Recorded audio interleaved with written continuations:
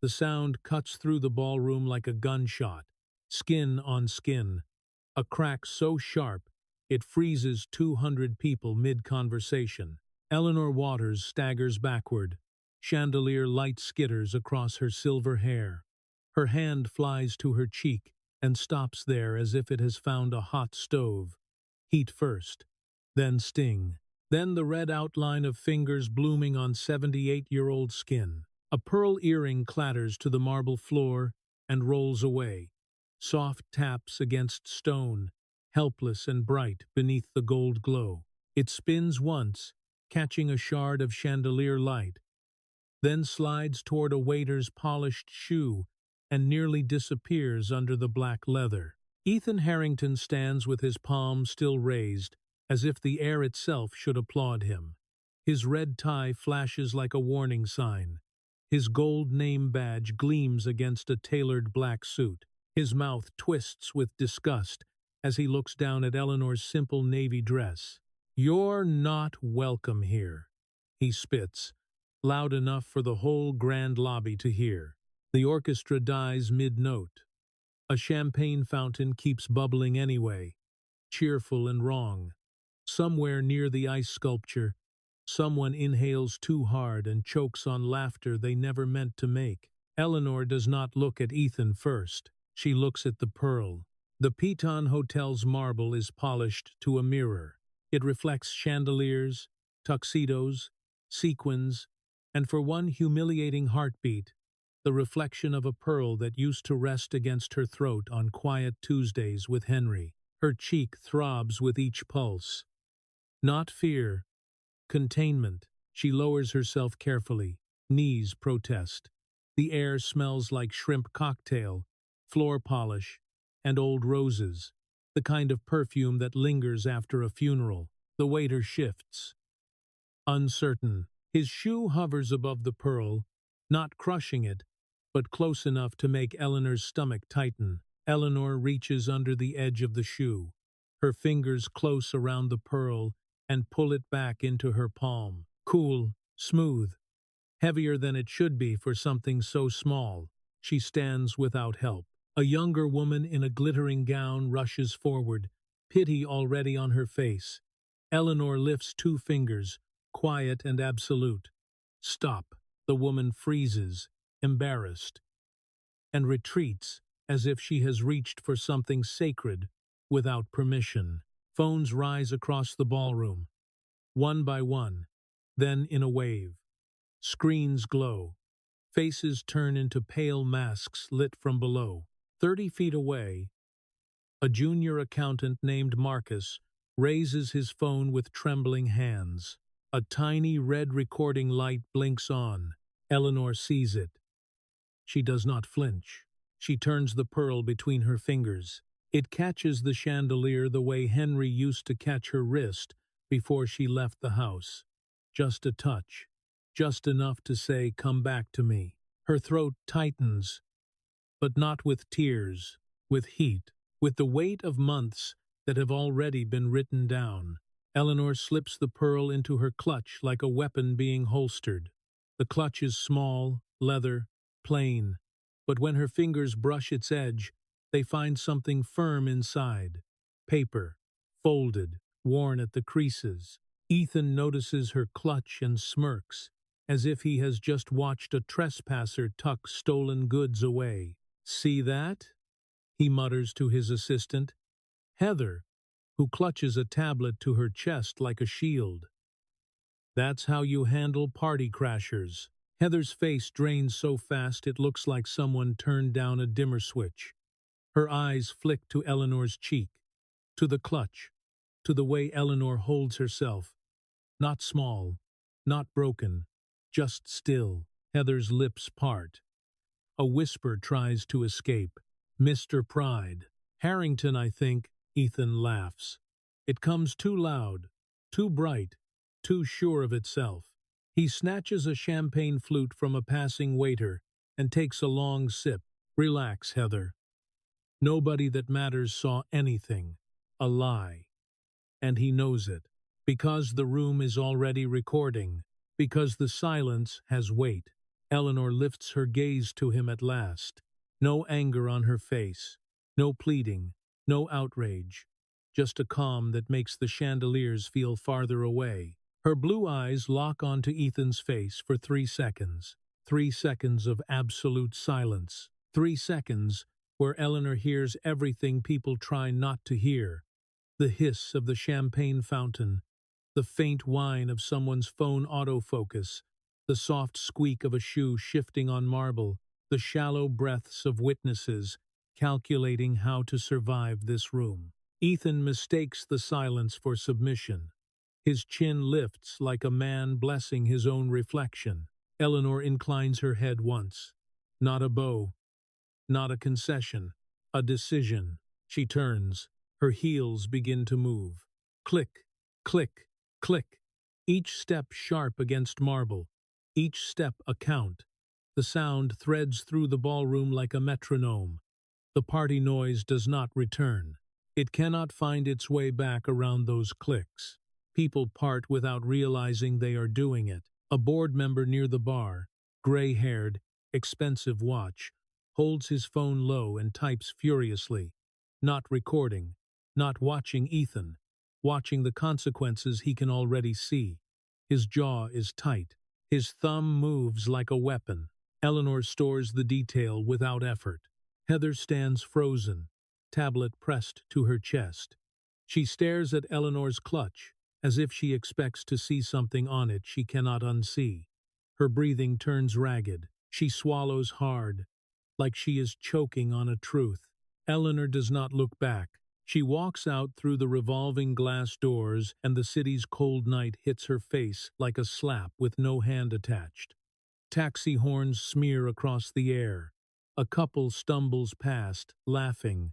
November bites at the bruise on her cheek and makes the handprint flare again. Behind the glass, Ethan lifts his champagne flute like a king ending a joke. His smile is wide, satisfied, manufactured. The glass reflects the chandelier light and, faintly, it reflects Eleanor too, standing outside in the dark. For a moment, his bright tie and her calm eyes overlap in the pain, like two worlds pressed together. Eleanor's expression does not change. She touches her cheek with 2 fingers, not to soothe it, but to mark it, to remember exactly what he did, to let the bruise become part of the record. Her hand drops to her clutch.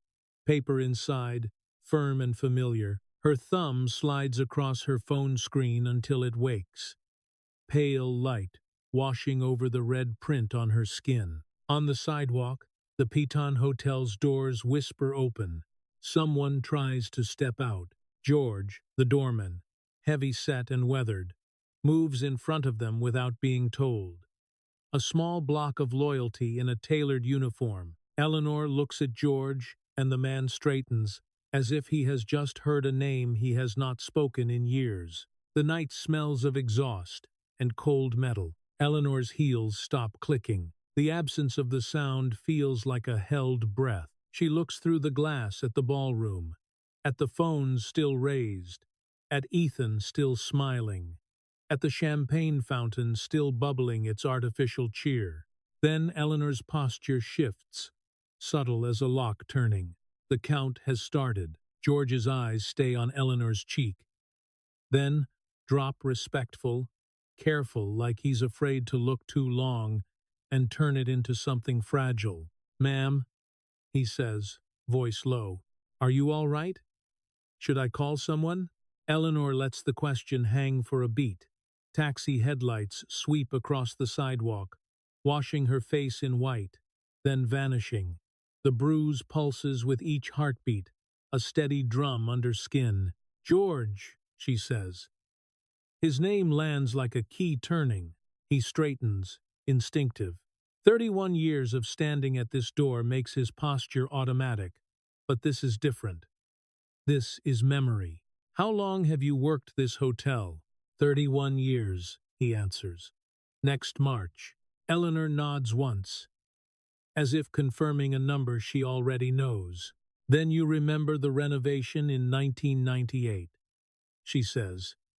"The rooftop garden, The new elevator shafts. George's breath catches. His mouth opens, closes, opens again. Behind him, the revolving doors continue to turn for other guests, but his body blocks the exit without touching it. No one asks about that, he murmurs. Eleanor's fingers tighten around her clutch. The leather creaks. Inside, the folded paper presses against her knuckles like a cornered truth. You were here when the cornerstone was replaced, she adds. East side. You watched them lift the plaque. George's eyes widen. The night feels suddenly quieter around them, as if the city itself has leaned in. You're Mrs. Waters, he whispers. Not a question, a recognition with weight. Eleanor doesn't smile. She doesn't confirm it with pride. She simply allows the name to be true. A woman inside the lobby pushes toward the door, irritation on her face. George shifts half a step, gentle but immovable. The woman's mouth forms a complaint. Then she sees Eleanor's cheek, the red mark bright under the lobby's gold light, and something in her expression breaks into uncertainty. She backs away as if she has brushed against a live wire. Eleanor watches through the glass. Ethan Harrington stands deep inside the ballroom, bright tie visible even at a distance, laughing with a cluster of men. He looks like a man taking a victory lap. He does not look at the doors. He does not look for consequences. Eleanor inhales, floor polish and cold air, exhaust from the street, a faint drift of champagne that follows anyone who has been inside too long. George, she says again, quieter. I need you to do something for me. Anything. George replies immediately. His voice cracks on the word. Anything at all. Eleanor's thumb wakes her phone. The screen glow paints her fingers, the crease of her palm, the thin edges of the bruise. Her contacts list is short. Old names. Necessary names. One is saved with brutal simplicity. Richard. She hasn't pressed it in years. The icon sits there like a door she promised herself she would never open again. Her thumb hovers, not shaking. The revolving door turns behind George and lets out a gust of warm air, carrying the ballroom's noise in a thin slice. Laughter, glass clinks, an orchestra trying to restart, as if music can tape a moment back together. Eleanor's jaw tightens. The sound fades as the door seals. Keep everyone inside, she says to George. No one leaves for the next 15 minutes. George blinks. It is a big request, a dangerous one, the kind of order that puts a man like him between wealth and anger. But then he looks at Eleanor's cheek again. The mark, the dignity, the way she stands, like she owns the air. Yes, ma'am, he says. Consider it done. He signals to two bellhops. A nod, a glance at the security staff, a subtle tightening of the entrance like a net being drawn. Eleanor brings the phone up and presses call. It rings once, twice. On the third ring, Richard answers, and even through the small speaker, his voice has the clean edge of a man who has been waiting. Mrs. Waters, he says, professional, steady. It's been a long time. Too long, Eleanor replies. She watches the ballroom through the glass doors. Ethan lifts his champagne flute again.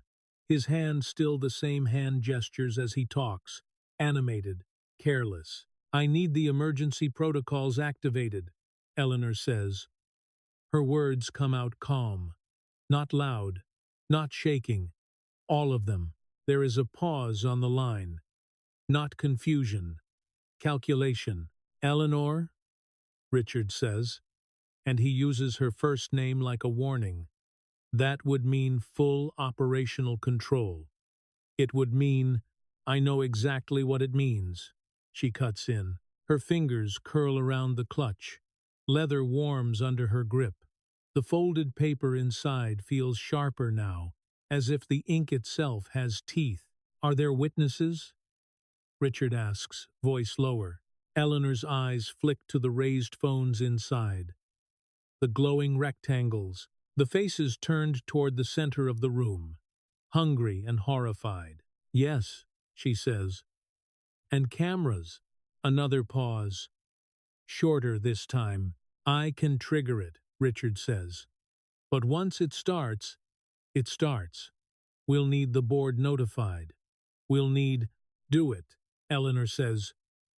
One clean command. Richard exhales once. A sound that could be relief or dread. Done, he says. I'm calling Patterson first, then the rest. I'll have the paperwork ready, and I'll send private security to the lobby. It was. Eleanor's gaze doesn't leave the ballroom. She watches Ethan lean toward a woman in a shimmering dress, smiling, confident, as if charm can erase violence. How long? She asks. Minutes. Richard answers. Stay where you are. Don't go back in alone. Eleanor almost laughs. Almost. Alone is not what she is.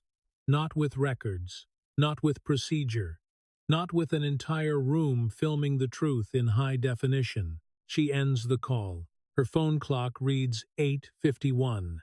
Eleanor looks at the numbers, not because she needs to count down, but because counting has always been how she turns chaos into something she can control. Inside, a server refills Ethan's glass. He doesn't notice the movement at the doors. He doesn't notice George's body holding the threshold like a gate. Eleanor slides the phone back into her clutch. Beside the folded paper, beside the pearl, the bruise on her cheek throbs hot, alive, visible. Let it be visible, she thinks. Let the cameras keep it. She shifts her weight, squares her shoulders, and faces the glass doors like they are a courtroom entrance.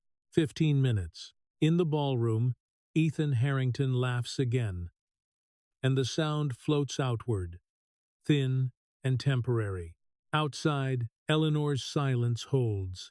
George doesn't bark orders. He doesn't need to. He becomes a wall.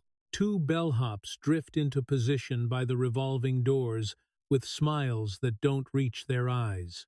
A hotel supervisor appears near the desk, hands clasped too tightly, murmuring into a radio that crackles and hisses. The lobby's warmth thickens, suddenly crowded with impatience. A man in a tuxedo tries the exit first. He pushes into the revolving door and finds it stopped at the seam, held by George's palm on the frame. Sir, there's a brief delay, George says, polite, unbudging. A delay? The man's voice rises. I have a car waiting. It's sank. George tilts his head as if listening to something only he can hear. It'll be a moment. The man glances past him and sees Eleanor standing to the side. Navy dress, cheek marked. He stares. Confusion flickers into discomfort. He backs away without another word, as if leaving too quickly might make him complicit. Eleanor watches the lobby shift into a contained storm. People cluster near the doors, faces bright with annoyance that keeps stalling when their eyes land on her cheek. They glance away fast, guilty, then glance back like they can't help themselves. A woman lifts her phone as if to check messages, then angles it recording without admitting she's recording. Eleanor keeps her hands still, clutch tucked under her arm, pearl secure inside, paper edges pressing into leather. Every object in her possession feels heavier now, as if the night has turned into a ledger. Inside the ballroom, movement continues like nothing has changed. But the energy is wrong. The orchestra plays again, softer, like musicians are afraid of being heard. The champagne fountain keeps its gentle bubbling, an insult in liquid form. Eleanor sees Marcus still at his spot, elbows tight against his ribs, phone held up with both hands. The red recording dot on his screen burns like a tiny wound. Ethan is easy to find. Red tie, gold badge, a magnet for attention. He laughs, throws his head back, showing the tendons in his neck like he's savoring power. He pats someone's shoulder, friendly. He leans toward an investor with a smile that suggests they share a private joke. He looks like a man who believes the room belongs to him. Eleanor's cheek pulses. The mark has started to cool at the edges, turning from bright red to something deeper, more permanent. It will bruise. It will last long enough to be photographed in daylight. Good. A cluster of executives near the bar huddle closer than they should, whispering with quick, sharp mouths. Eleanor recognizes none of their faces from this distance, but she recognizes the shape of their fear. It makes bodies lean inward. It makes eyes dart. It makes hands do useless things with glasses and napkins and phones. A woman in a silver dress presses toward the exit again, heels impatient. She is laughing as she speaks to her date, trying to pretend this is simply a logistical inconvenience. George intercepts her with the same gentle firmness. "Ma'am, I'm sorry. The doors are temporarily restricted." "Restricted?" She snaps, the word too large for the room. "By who?" George's eyes flick once toward Eleanor, then back. "By management." The woman follows his glance. Her gaze lands on Eleanor's cheek. It stops there as if snagged. The woman's mouth closes. Her anger collapses into awkwardness, then into a tight, cautious smile. "Oh," she says. "Well, of course, take your time. It's stewardess." She steps back into the lobby, as if the air near the door has become unsafe. Eleanor's phone vibrates once against her palm.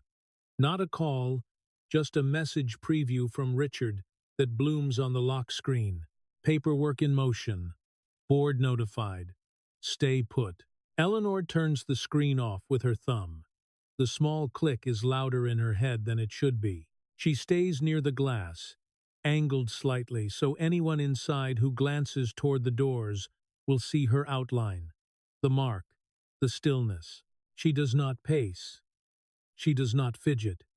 She lets the lobby's impatience churn around her while she holds.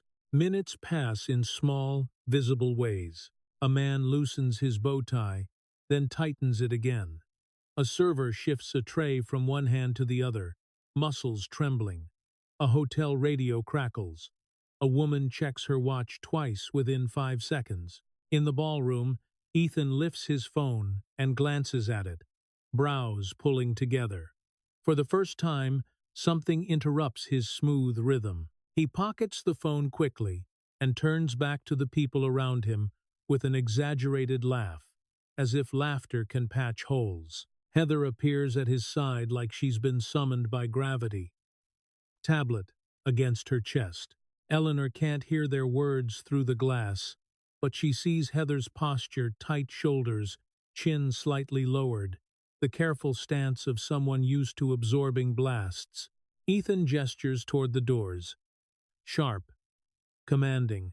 Heather hesitates. Then she starts moving, threading through the crowd toward the lobby with quick, controlled steps. Eleanor's eyes follow her. Heather emerges into the lobby and slows when she sees the bottleneck.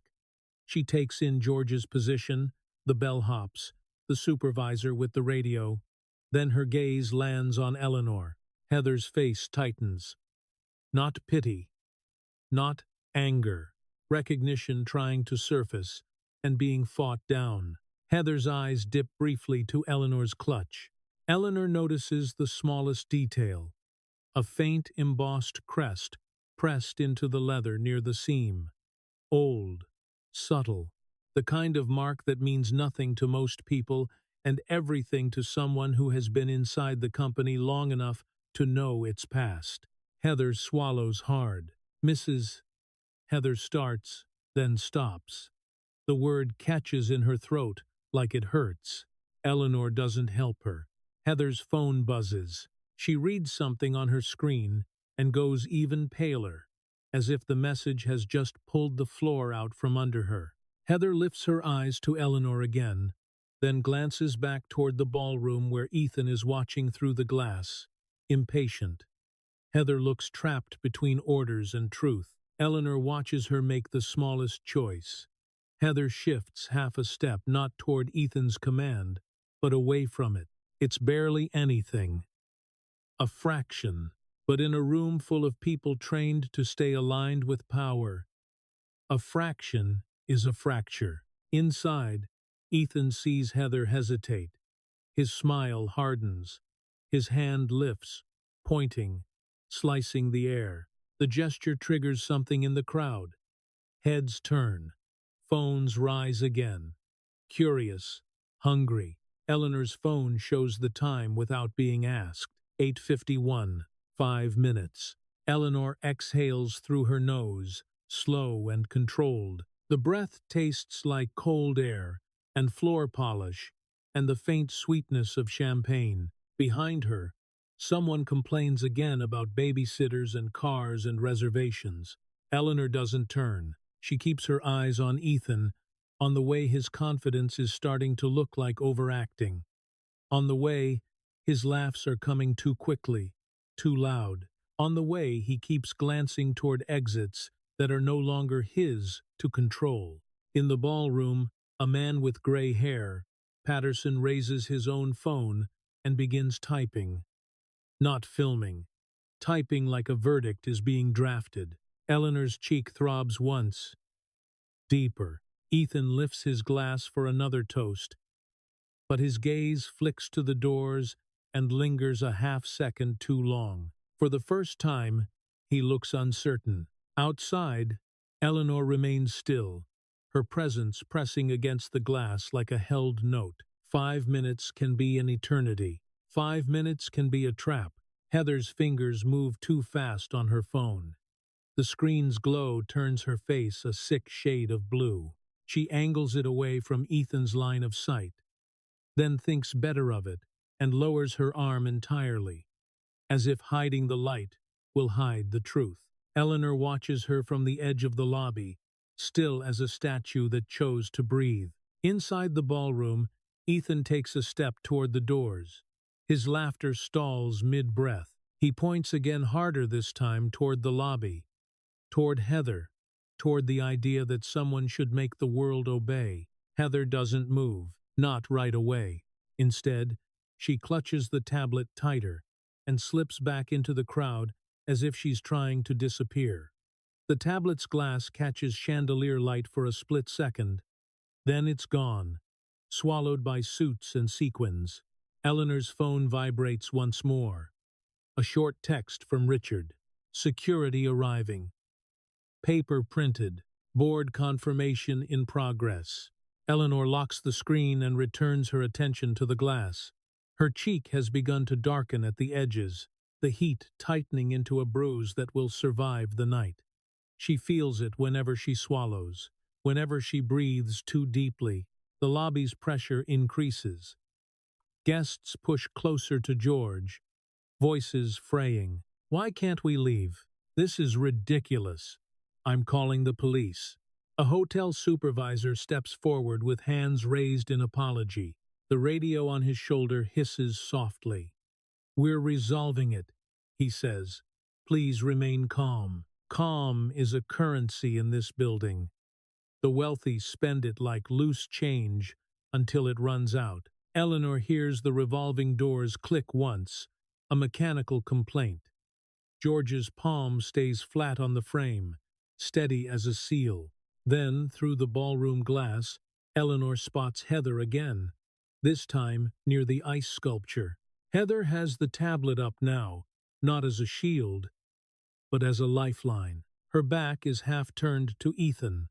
Her shoulders shake with the effort of keeping her breathing quiet. She taps, swipes, searches. Eleanor doesn't know what Heather is looking for, but she knows the look on Heather's face. It's the same look Eleanor has seen in auditors just before a number turns into proof. Heather's eyes widen. Her hand freezes on the screen. Then she lifts the tablet slightly, as if she needs the angle to be certain. She zooms in. Her lips part without sound. "Oh God," Heather mouths. Eleanor's gaze sharpens, trying to read the screen from 30 feet and a wall of bodies away. She can't. She doesn't need to. Heather's reaction is enough. The tablet displays something that changes physics. Heather turns her head slowly toward Ethan. Her face is drained, but her eyes are bright, locked on him with a kind of horror that isn't fear of him anymore. Ethan notices.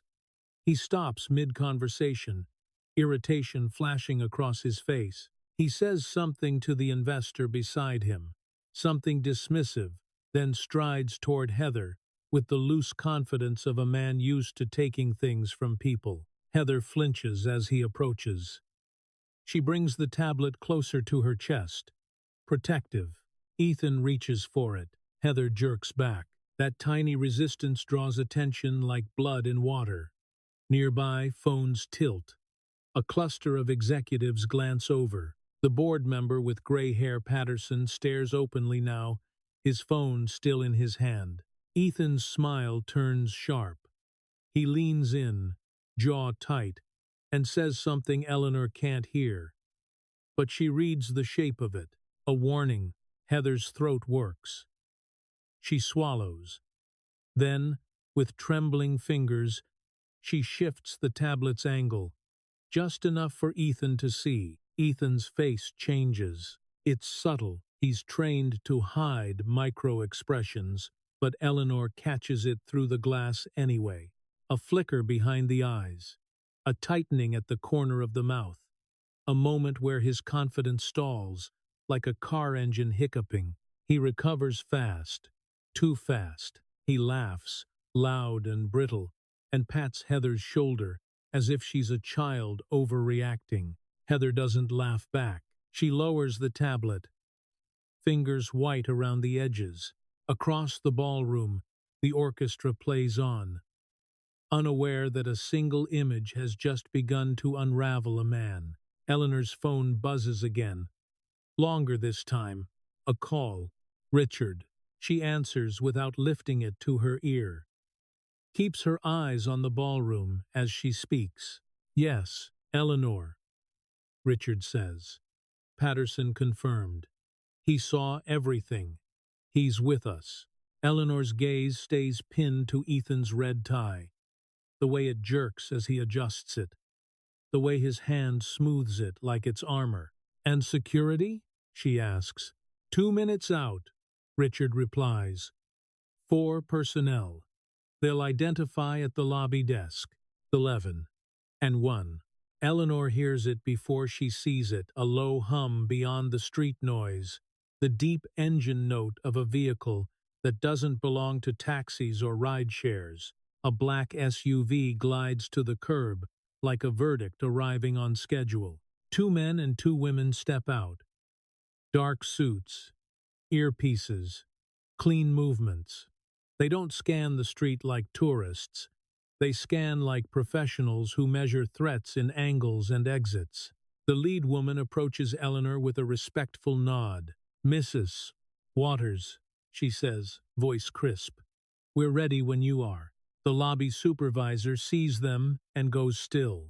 George's eyes widen, then soften with relief, as if a weight has finally found the shoulders it belongs on. Eleanor ends the call with Richard and slips her phone back into her clutch.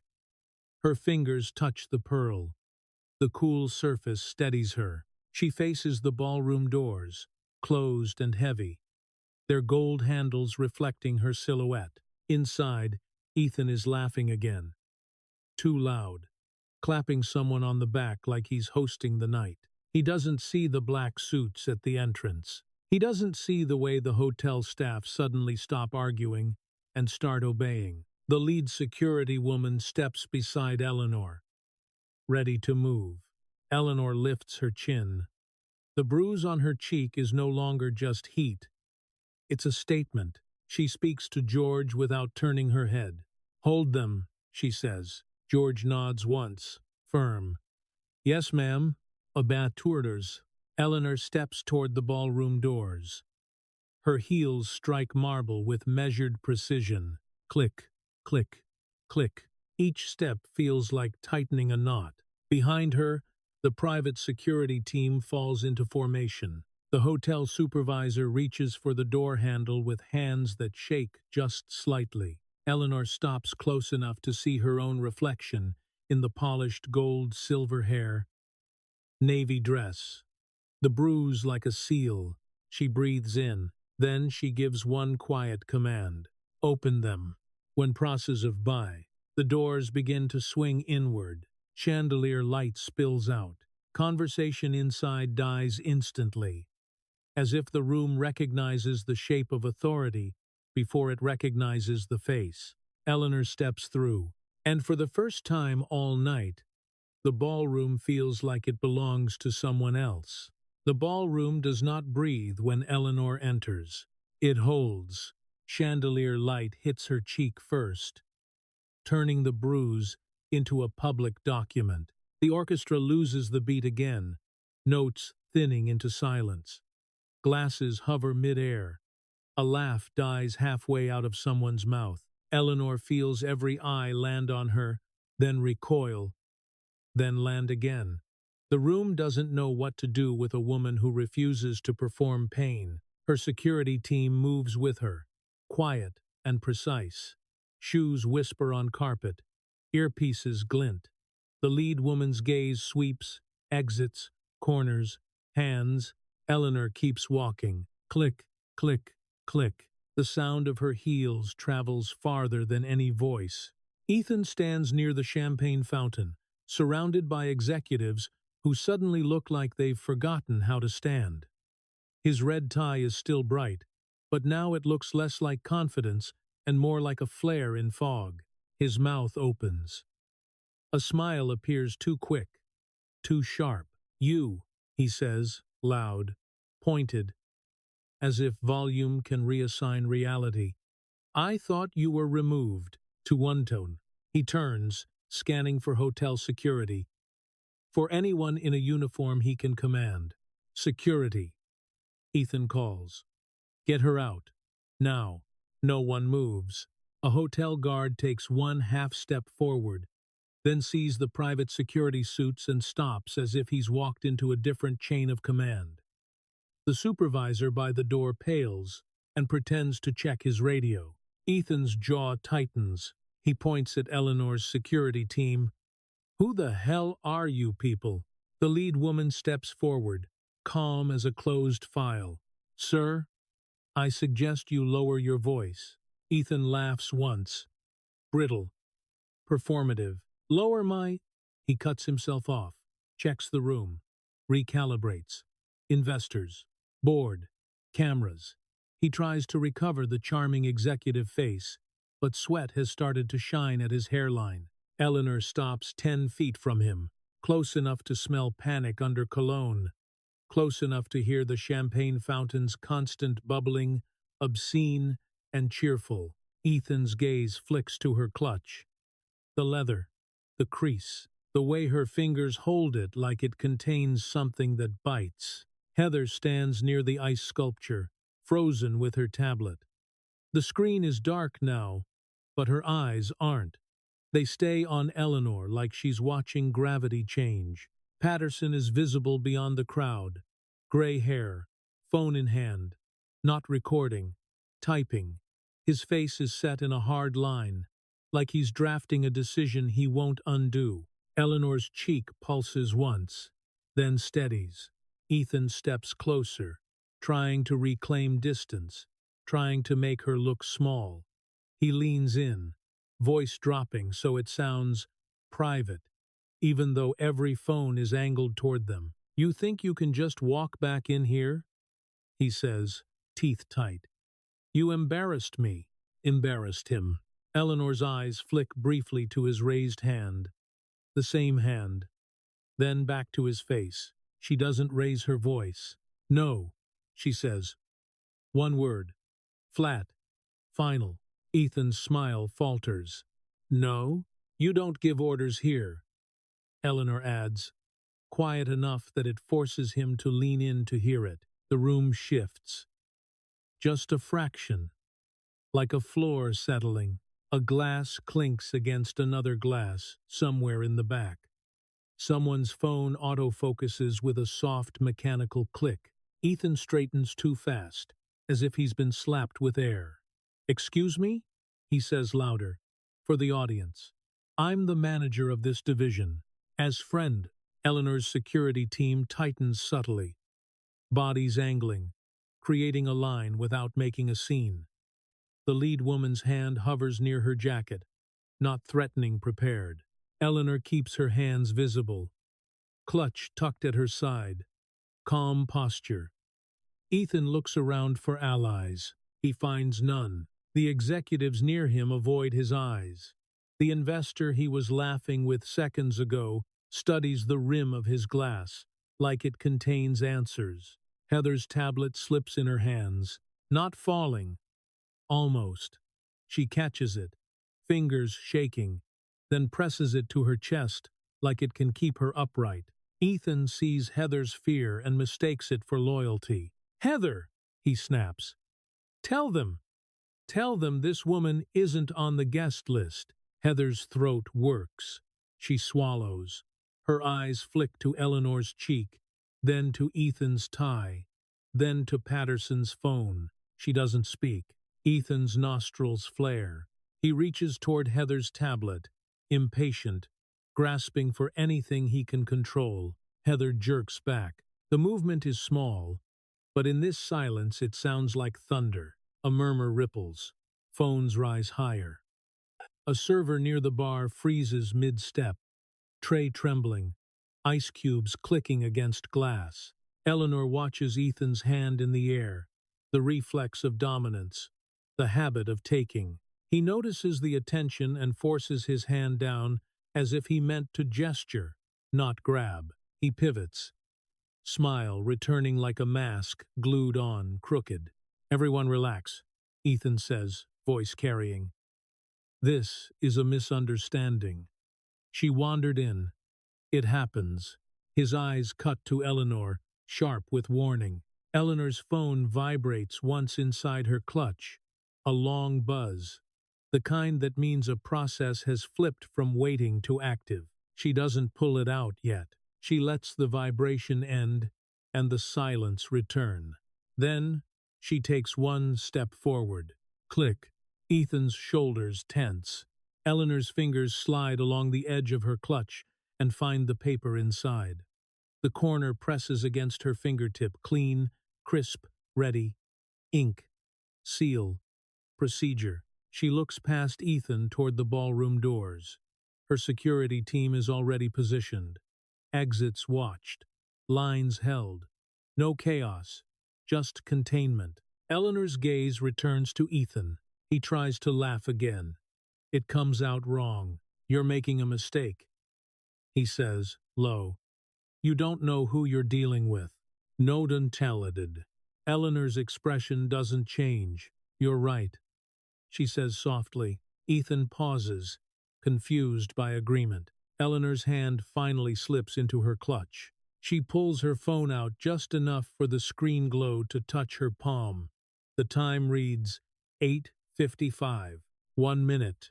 She meets Ethan's eyes and lets him see, for the first time, that she is not here to argue. She is here to execute. Eleanor turns her head slightly toward her lead security woman. "On my mark," she says. The lead woman nods once, precise. Across the ballroom, Patterson stops typing. He looks up, and in the hush that follows, even the champagne fountain sounds nervous. Eleanor watches the seconds crawl across her screen. 8:55 becomes 8:56. The phone's glow fades as she locks it and slips it back into her clutch. The room seems to feel the moment even without seeing it. A hush tightens. Someone's breath whistles through teeth. The champagne fountain bubbles on. Suddenly too loud. Eleanor lifts her chin. "Mr. Harrington," she says, and her voice travels cleanly. No effort, no tremor. Ethan's smile flashes automatic. Finally, someone's going to. "No," Eleanor cuts in, soft but sharp. You don't give orders here. The words land like a weight on glass. A phone screen in the front row catches her face, and the bruise in stark, unforgiving detail. The red mark looks darker under the chandelier now, more like ink than injury. Ethan's eyes flick toward the crowd, reading reactions, hunting allies. He finds only distance. Executives stare at their shoes. Investors stare at their drinks. A server's tray trembles, ice clicking against crystal. Eleanor reaches into her clutch and pulls out a single sheet of paper. Not a speech. Not a letter. A document. The paper is thick, edged crisp. A red seal sits near the bottom, fresh enough to catch light with a faint gloss. At the top, the Avalon letterhead looks old in a way that can't be faked. Classic type, minimal flourish, authority baked into the design. She holds it up at shoulder height, not waving it, just presenting it. The camera phones drink it in. Patterson steps forward from the crowd. He doesn't ask permission. He moves like a man who has already chosen a side. His phone is still in his hand, screen lit with an open email draft. Behind him, another board representative wide-eyed, silent edges closer, as if pulled by gravity. Ethan sees them and falters. Patterson, Ethan says quickly, forcing warmth into his tone. Come on. This is... Patterson doesn't look at him. He looks at Eleanor's cheek, then at the paper. Then he looks Ethan directly in the eyes. And whatever he sees there makes his face harden. Eleanor speaks again. And now she makes sure every corner of the ballroom can hear her without needing to lean in. My name is Eleanor Waters, she says. She doesn't pause for the gasp, but it comes anyway. A wave rolling through the room. Heather's tablet slips in her hands. She catches it with a soft, panicked smack against her chest. Her eyes don't leave Eleanor's face. Ethan's mouth opens. No sound comes out at first. Eleanor continues, unhurried. I built Avalon Enterprises, she says, and this division answers to me. Ethan finds his voice, thin and sharp. That's impossible. Eleanor tilts the paper slightly, so the seal catches chandelier light. Article 7, she says. Section 3. She doesn't explain further. She doesn't need to. The document does the talking for her. Patterson steps closer and holds out his hand. Eleanor gives him the paper. He takes it like it's evidence in court. His fingers tighten at the corner, and he turns it so the other board representative can see the language. Then he flips his phone around for a second, screen bright enough for nearby cameras to capture. Board confirmation emergency protocols activated. Timestamp. 8:56 del pomeriggio. A murmur surges. Phones zoom in. The air fills with the tiny mechanical sounds of autofocus and screen taps. Ethan stares at the words as if they're written in a foreign language. He starts. This is some stunt. Eleanor watches him try to reframe reality. She's seen men do this for decades. When control slips, they call it a misunderstanding. When consequences arrive, they call it unfair. Eleanor steps forward one pace. Click. The sound of her heel feels like a gavel. You struck me, she says, simply. In front of board members. In front of witnesses. On camera, Ethan's eyes dart to the raised phones. He sees them now, dozens of lenses aimed like accusations. He tries another angle, voice rising. She provoked me. She interrupted. Eleanor's gaze doesn't change. Her calm makes his volume look childish. Enough, Patterson says, and his voice is gravel. He holds his phone up again, thumb hovering over a call log. Eleanor turns her head slightly toward her lead security woman. Now, she says. The lead security woman touches her earpiece. A tiny click, then a quiet response through the mic, barely audible, but captured by the nearest phones. Confirmed. At the ballroom entrance, a small black device in a security guard's hand beeps once short, clinical, beep. Ethan's gaze snaps toward it. Confused, the guard looks down at a tablet. Access revoked, he says, reading. Executive credentials disabled. Ethan laughs, desperate. That's not how this works. The guard doesn't look up. It is tonight. Eleanor faces Ethan fully. Fired, she says. The word hits harder than a shout. A champagne glass slips from someone's fingers and shatters on marble. The sound cracks through the silence like punctuation. Ethan's face drains. His red tie suddenly looks like a target. You can't, he whispers. I have a contract. Lawyers. Eleanor steps closer, just enough to make him lean back. You will speak to lawyers, she says. Not my employees. His eyes flare with something ugly. You're an old woman. He spits, louder, trying to rally the room with cruelty. This company doesn't need you. The insult lands, and for a heartbeat the room freezes, waiting to see if Eleanor will react. She doesn't. She studies him like a line item that doesn't belong. Then she says, quiet enough that he has to hear it, loud enough that the nearest phones still catch the edge of it. Henry's name is on this building, she tells him. You think I need an invitation? Ethan's throat works. He looks around again for anyone to step in. No one moves. Not Heather, not the executives, not the investors, not the hotel staff. Only Eleanor's security team moves. Two guards step forward in unison, calm as closing doors. Mr. Harrington, the lead woman says, you're coming with us. Ethan jerks back. Touch me, and I'll... He stops when the lead woman lifts a small body camera unit in her hand and clicks it on. A tiny green light appears. On, she speaks clearly, for the record. Escort, non-violent. Timestamp, 8:56. These are double deuce teens. Eleanor watches Ethan hear the phrase timestamp and realize this isn't a scene anymore.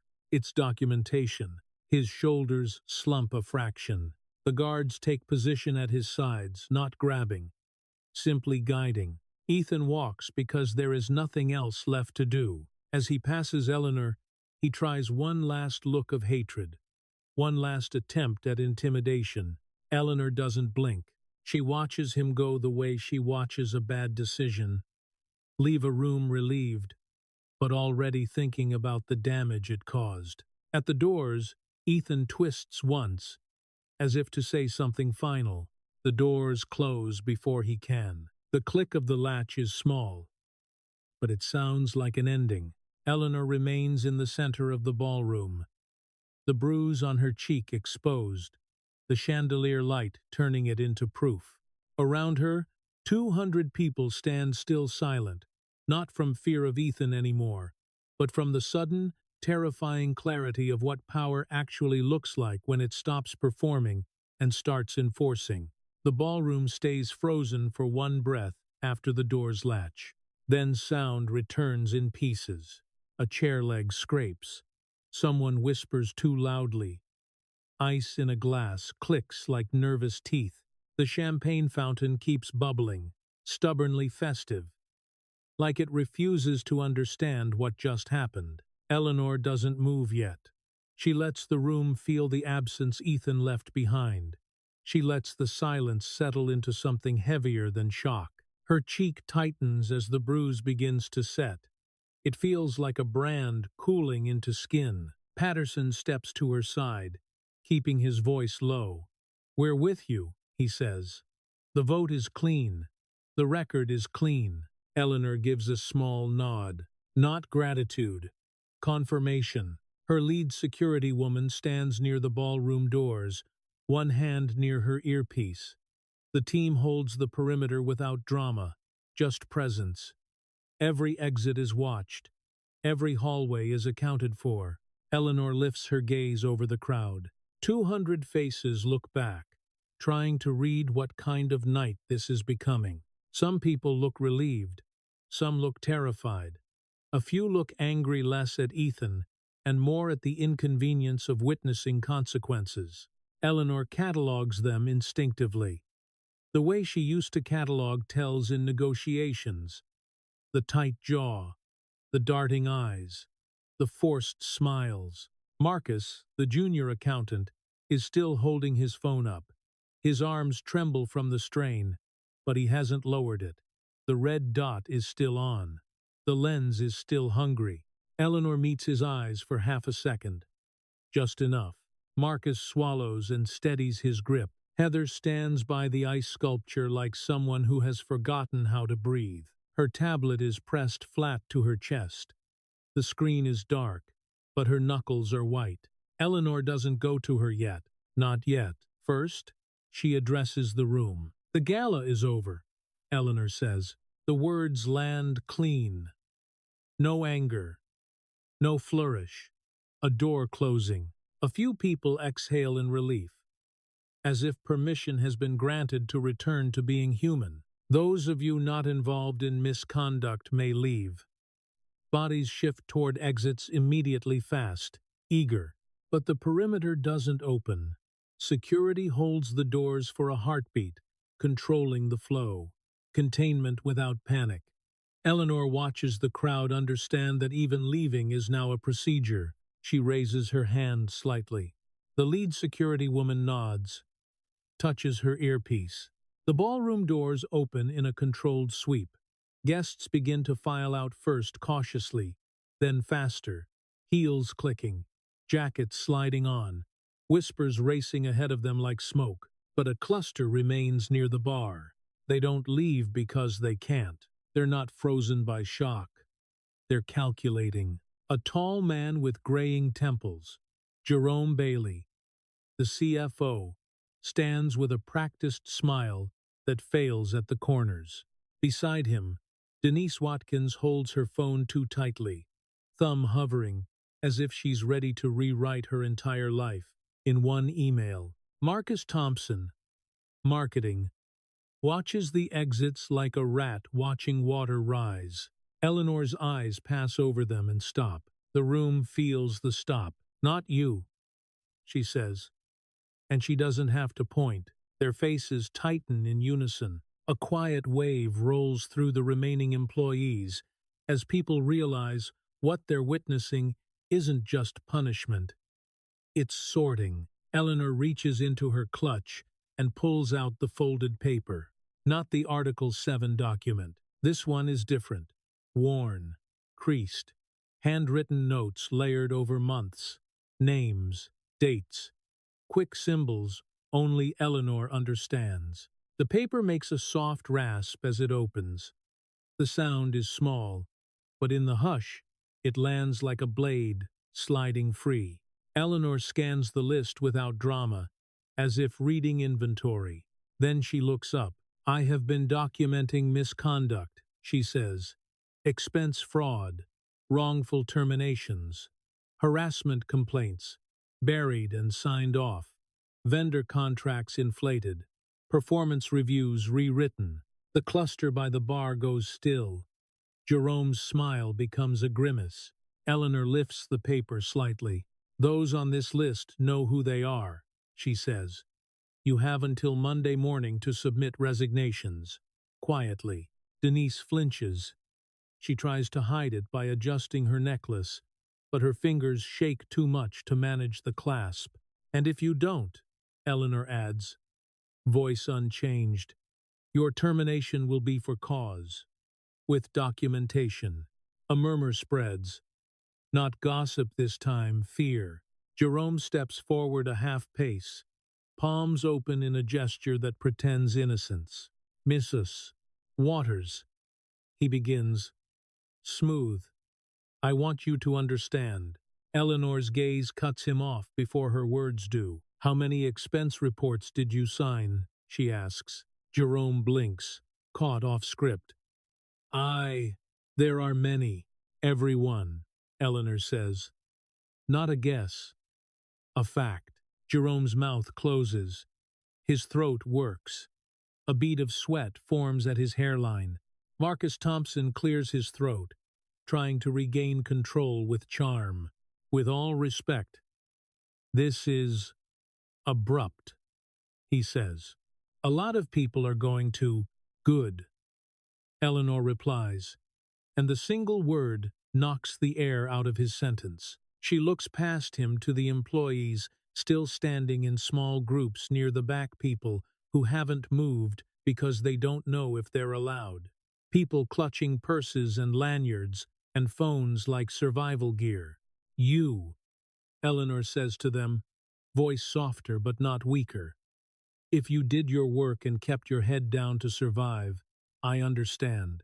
A few shoulders drop, a few eyes fill. The relief is visible, physical, but survival is not a culture. Eleanor continues. It's a symptom. She folds the list once. The paper crackles. Final. Patterson shifts beside her, watching the executives like he's watching a house he helped build catch fire. Eleanor turns her attention at last to Heather. Heather stands rigid, face pale, mascara slightly smudged like she's been fighting her own body for hours. When Eleanor's eyes land on her, Heather's lips part, then close again. She looks ready to confess or collapse. Heather's tablet slips a fraction in her hands. The plastic makes a tiny click against her fingernail. Eleanor walks toward her. The room tracks the movement like a camera pan. Heather's breathing turns shallow. She looks around at the executives, at the exits, at the security, at the phones still up. Then she looks back at Eleanor, and something in her eyes breaks open. Guilt, relief, terror, all tangled. Eleanor stops in front of her, close enough to see the tremor in Heather's fingers. You're Heather, Eleanor says. Heather nods once, too fast. Yes. Eleanor's gaze drops to the tablet, then returns to Heather's face. You found the photo, Eleanor says, not asking. The one that made your blood run cold. Heather's throat tightens. Her eyes flick to the crowd, then back. She starts, voice cracking. I didn't know what else to do. Eleanor watches her, patient as a judge who already knows the verdict, but still lets the witness speak. Heather inhales shakily, and when she speaks again, it comes out in a rush that sounds like months of swallowed words escaping. It was me, she whispers. The letters. The air changes. The executives near the bar stiffen. Denise's phone slips in her hand, and she catches it too late. It clacks against the counter with a sharp, humiliating sound. Marcus, still recording. Eleanor doesn't react outwardly. No surprise.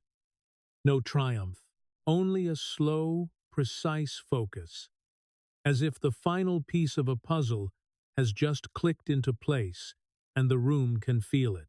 Heather's eyes shine with panic. I didn't do it to hurt the company, she says.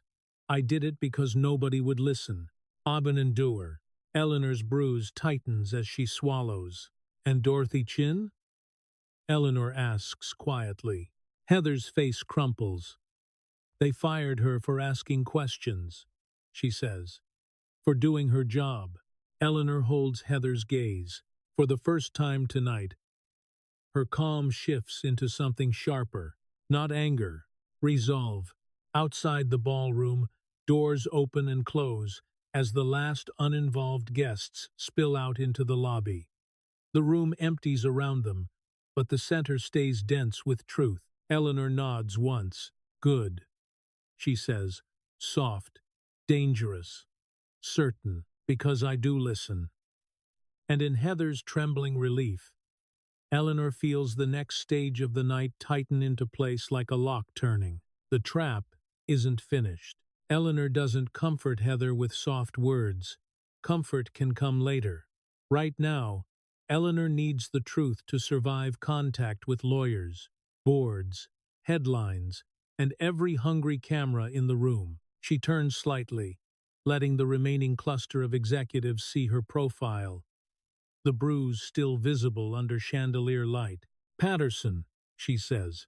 He steps closer immediately, phone in hand, posture straight, like a man returning to an old role. "We need a controlled room," Eleanor continues. "Now." The lead security woman moves first. She gestures toward a set of side doors behind the orchestra platform, private meeting rooms used for VIP dinners and donor dinners. Two guards sweep the corridor in seconds. A soft radio hiss. A nod. "Clear," one of them says. Eleanor looks at Heather. "Come with me," she says. Heather flinches, then nods hard, clutching her tablet like it's the only thing keeping her upright. Eleanor turns to the executives near the bar. Jerome, Denise, Marcus Thompson. Their faces are pale in different ways.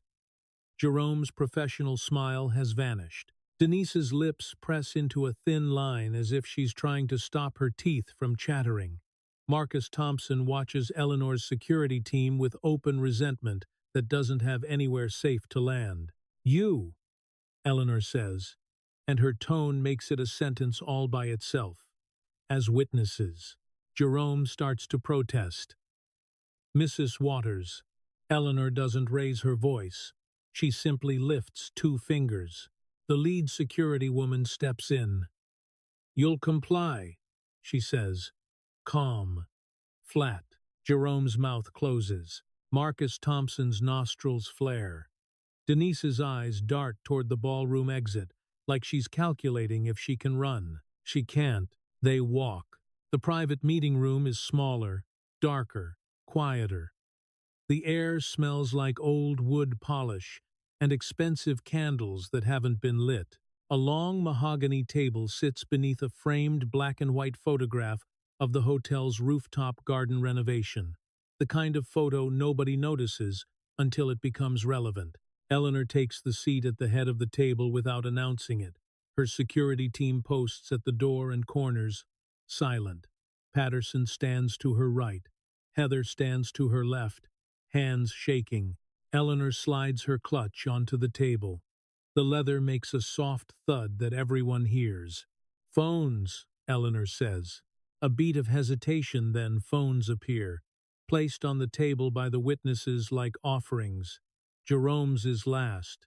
Denise's is face down. Marcus Thompson's screen is still lit with a draft email he hasn't had the courage to send. Eleanor doesn't take their phones. She just makes sure they're there. "Recording is allowed," she adds, glancing at Patterson's phone. "But it stays in the room until we're done." Patterson nods once, and his thumb taps the screen. A soft beep. Recording begins. Eleanor turns to Heather. "Show me what you have." Heather swallows.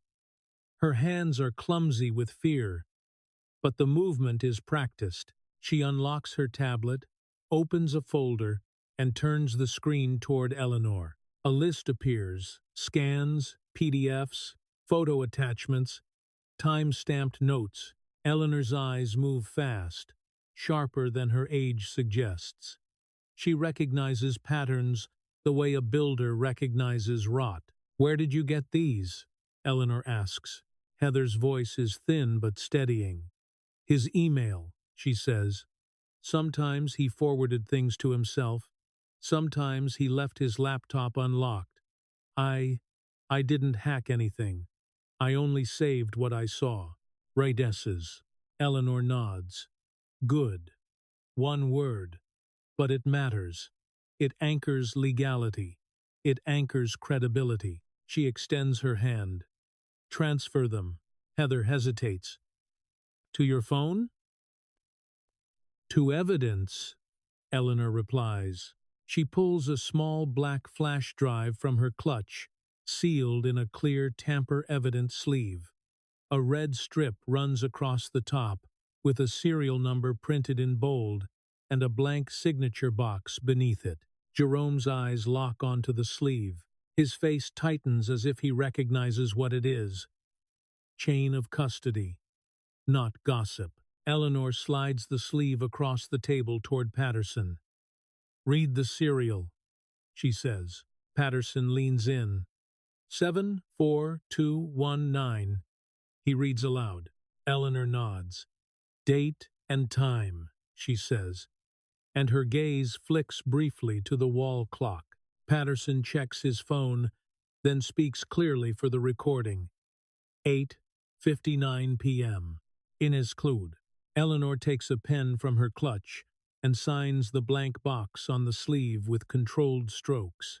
The scratch of ink on plastic is loud in the quiet room. She slides the pen to Heather. "Sign," Eleanor says. Heather's hand trembles. She signs anyway. Eleanor turns the sleeve so the camera can see it. "Witnesses," she says. Jerome swallows. Denise's fingers curl around the edge of her chair. Marcus Thompson's jaw clenches. Patterson points to the next line. "Sign," he tells them, voice leaving no room for debate. Jerome signs. His signature looks like a man trying not to shake. Denise signs with 2 quick strokes, eyes wet and furious. Marcus Thompson signs last, pressing hard enough to leave an imprint. Eleanor doesn't react. She simply peels the red strip open, the adhesive tearing with a sharp rip that makes everyone flinch. She removes the flash drive. Small, unremarkable, like every disaster starts. Heather connects her tablet to a small adapter. Eleanor places the flash drive in. The laptop on the Credenza Hotel property. Clean, neutral boots with a low whir. Server hum isn't here, but the laptop fan creates its own thin, steady sound, like a machine listening. Files transfer. A progress bar creeps across the screen. Eleanor watches the bar instead of the people. The room shifts with each percentage point like a storm approaching. When it hits 100%, the laptop makes a soft chime. Done. Eleanor clicks open a folder labeled Vendors. A spreadsheet appears. Columns, payments, dates, vendor names that look real until they don't. She scrolls with 2 fingers. Calm. Then she stops on a line item. Jerome leans forward despite himself. Denise's breath catches. Eleanor highlights it. "This," she says, "the vendor name is a simple LLC. The address is a mailbox. The payment amount is large enough to sting." She opens the attached PDF. A contract. Signed. Approved. Approved by Jerome Bailey. Eleanor looks up at him. "Do you recognize your signature?" Jerome's mouth opens, closes, opens again. I trusted. "You signed," Eleanor says, flat. Jerome's face goes gray. Eleanor clicks to the next document, an email chain. Subject line. Invoice adjustment. Ethan's name sits at the top like a smirk. Beneath it, a sentence jumps off the screen. "Run it through. Denise." She won't ask questions. Denise stiffens. Her eyes dart to the door like she can escape through wood. Eleanor doesn't let her. Eleanor just keeps the screen visible, letting the room read its own sins. Heather makes a small sound, almost a sob, almost a laugh. Months of fear, now turned into something solid. Eleanor scrolls once more. A folder labeled HR. Inside, complaint PDFs, dismissal notes, insufficient evidence, stamped like an excuse. Denise's fingers curl into fists. Eleanor's bruise tightens as she swallows. The mark on her cheek isn't the worst thing Ethan did. It's just the first thing the world saw. Eleanor closes the folder slowly. She looks at the 3 executives. "This is not a lecture," she says quietly. "This is a record." Then she turns to Patterson. "Now," she says, We formalize. Patterson nods. He raises his phone slightly so the microphone catches every word. Eleanor taps the laptop screen one last time, and the room watches the evidence sit there. Undeniable. On screen. Time-stamped. Signed. The reveal isn't a twist anymore. It's paper. Ink. Metadata. And no one at that table can pretend they don't understand what's coming next. Patterson doesn't waste time with speeches. He opens a fresh email thread, adds board counsel, adds internal audit counsel, adds the corporate secretary. The glow of his phone paints his knuckles a hard white. Eleanor watches him build the distribution list like a noose. Across the table, Jerome Bailey's breathing turns shallow. Denise keeps her chin lifted in a fragile imitation of defiance. Marcus Thompson sits too still, eyes calculating angles that aren't there anymore. Eleanor slides the tamper evidence sleeve back toward herself and reseals the empty packaging in a second clear bag, the kind used for evidence. The plastic crinkles softly as she presses the seal. She writes the time again. She signs again. She makes the ritual visible, because rituals are what courts believe. The lead security woman speaks into her earpiece. A faint click, then a voice reply too quiet to understand. Eleanor catches only one word. Lobby. Something is happening outside the room. Eleanor doesn't rush. She never rushes when the other side is panicking. Panic makes people do stupid things. Stupid things become proof. She looks at Heather. "Did he contact you tonight?" she asks. Heather's fingers hover over her phone. "Yes," she admits. "Before you came back in, he told me to find out who you were. Her voice catches. He wanted names. Anyone recording." Eleanor nods once, small. That explains the tension in Ethan's movements. The sudden reaching. The brittle laugh. Eleanor turns back to the executives. "You have choices," she says. "And you will make them now." Jerome clears his throat. Voice hoarse. "What? What choices?" Eleanor doesn't answer him directly. She looks at Patterson instead. "Send it," she says. Patterson's thumb taps the screen. Whoosh. The email leaves. Confirmation appears. Delivered. Jerome flinches as if the word hit his skin. Denise's phone buzzes immediately. Corporate counsel reply chain lighting up.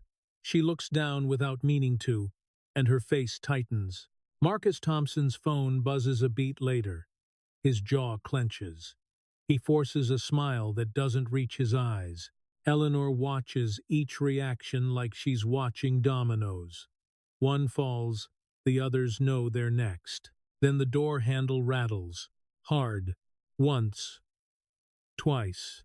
The security guard at the door doesn't open it. He simply leans in, listening. A muffled voice pushes through the wood. Angry. Male. Familiar. Eleanor doesn't need to see his face to recognize the tone. Overreach. The lead security woman glances at Eleanor. "He's downstairs," she says quietly. "He got past the hotel line. He's demanding access." Eleanor's cheek tightens, the bruise pulling as she swallows. She stands. The movement makes everyone at the table straighten instinctively, like they're responding to a higher-ranking officer. Eleanor walks to the door and opens it herself. In the corridor, a guard holds a phone out toward her. Speaker on. Ethan's voice blasts through, tinny and furious. "You can't lock me out," he says. "That's my office. Those are my people. I have a contract. You think because you're some old figurehead." Eleanor takes the phone from the guard and holds it calmly, not close to her ear, just in front of her like evidence. "Mr. Harrington," she says. There's a pause, a sharp inhale on the other end, like he didn't expect her to speak directly. "You did this," Ethan snaps. "You humiliated me. You set me up." Eleanor's voice stays level. "You struck me. On camera, in front of board members. He laughs, high and ugly. So what? People get slapped every day. You think that gives you the right to destroy me? Eleanor's eyes flick to Heather. Heather's face is pale, but her posture is straighter now. She's listening like she's collecting proof. Eleanor speaks into the phone with deliberate clarity. You are not permitted on company property, she says. Your access is revoked. You are being recorded. Any further contact with employees will be documented as harassment, was the pariah's. Ethan's breath hisses through the line. You don't scare me, he says. I'll sue. I'll call the press. Eleanor interrupts, soft.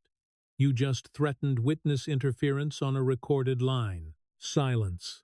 Not calm silence. The kind of silence that happens when a man realizes he stepped on a landmine and heard the click.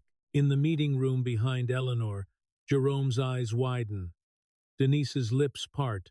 Marcus Thompson blinks fast, like he's trying to reset time. Ethan's voice returns. Lower now, more careful, but the anger leaks through. That's not what I meant. Eleanor doesn't argue. She doesn't negotiate. She turns her head slightly toward Patterson. Capture that, she says. Patterson nods, already recording on his phone, red dot bright. Eleanor continues into the speaker. State your full name, she says. What? Ethan barks. State your full name. Eleanor repeats, still calm. Ethan scoffs. Ethan Harrington. You know that. It's so. Eleanor looks at the guard beside her. Time stamp, she says. The guard checks his device. 9:11 p.m. Eleanor nods once. Then, she ends the call. Click. She hands the phone back to the guard. For a moment, the corridor is silent except for distant lobby noise and the faint hum of HVAC through vents. Eleanor returns to the meeting room and closes the door behind her. The sound is quiet. Eleanor faces the table again. You heard him, she says to the executives. That was his choice. Jerome swallows. What? What happens now? Eleanor reaches into her clutch and removes a second sealed envelope heavier than paper should be. She slides it across the table to Patterson. Formal suspension letters. Denise's composure cracks. You can't do this without due process. Eleanor's gaze pins her. This is due process, Eleanor says. It's just not the kind you're used to. She turns to Jerome. Resign by Monday.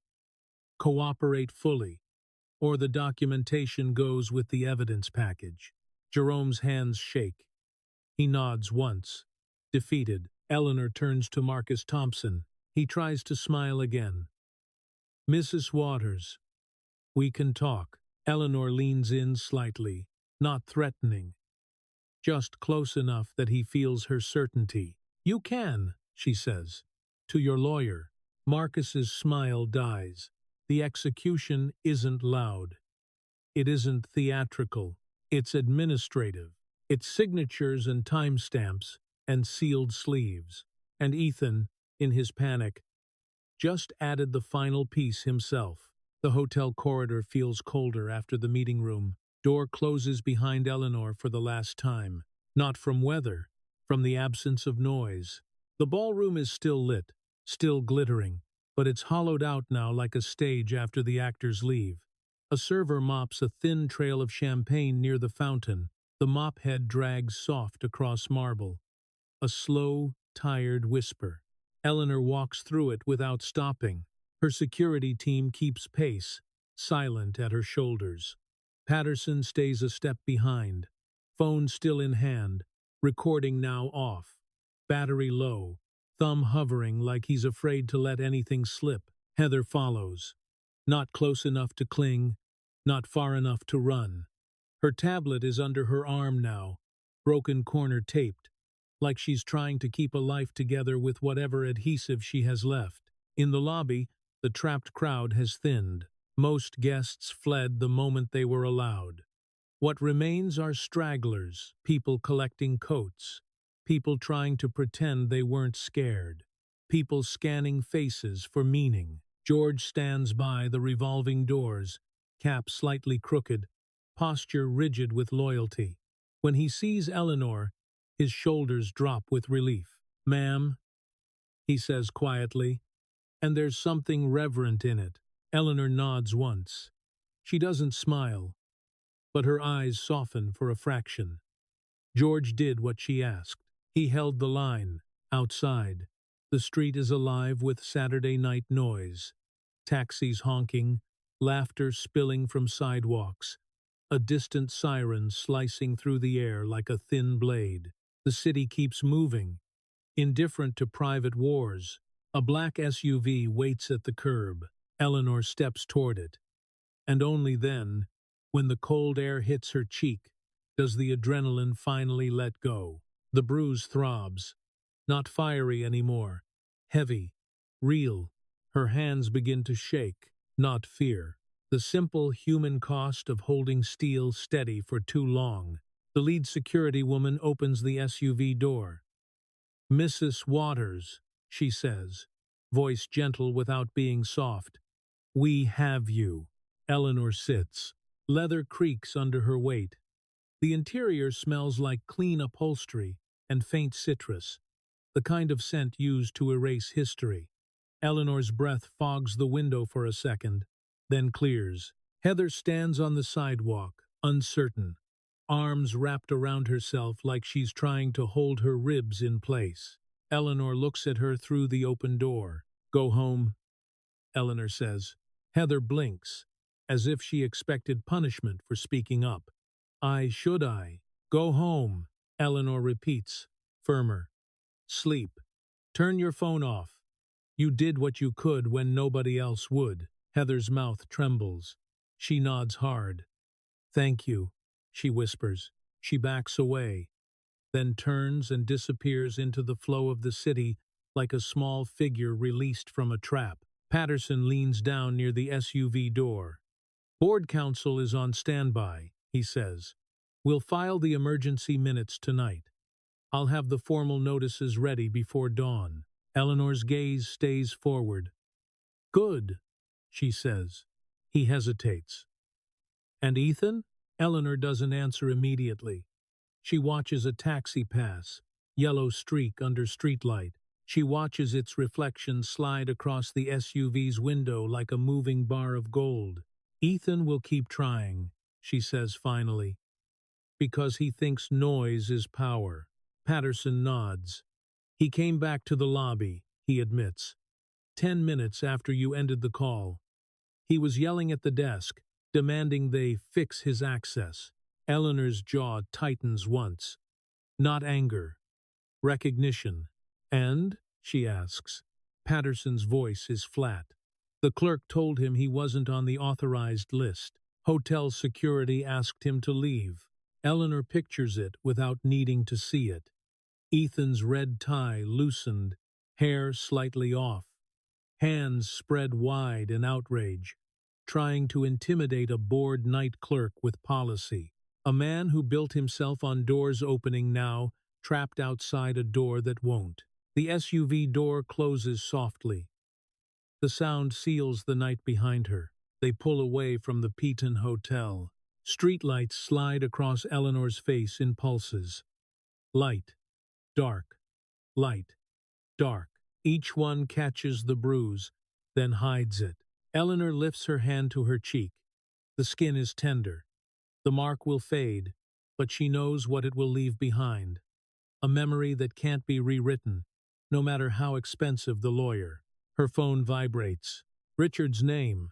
She answers on the first ring. "You're alive," Richard says, breathless, as if he's been holding it for hours. Eleanor looks out the window at the city, moving like water. "I'm alive," she replies. "The video is everywhere," Richard says. "News outlets want statements. Legal wants a plan. The board wants reassurance." Eleanor's eyelids feel heavy. Her bones feel older than they did this morning. "Tomorrow," she says. Not tonight. Richard pauses. Eleanor? Are you okay? For a moment, she wants to lie. She wants to pretend she's made of iron like everyone assumes. But the SUV is warm, and the city outside is loud, and Henry's name is carved into stone somewhere behind her. I'm tired, she says simply. Richard's voice softens. Then rest. We'll handle the noise. Eleanor ends the call and lets her head lean back against the seat. The leather is cool. The vibration of the road is steady. Her clutch sits on her lap. The pearl earring inside feels heavier than it should, a small sphere of history pressing into fabric. She thinks of Henry's hands fastening it that night, decades ago. The quiet pride in his eyes, the way he always looked at her like she was more than work. Eleanor closes her fingers over the clutch and breathes in once. Outside, Manhattan keeps shining. Inside, Eleanor finally lets the night settle into silence.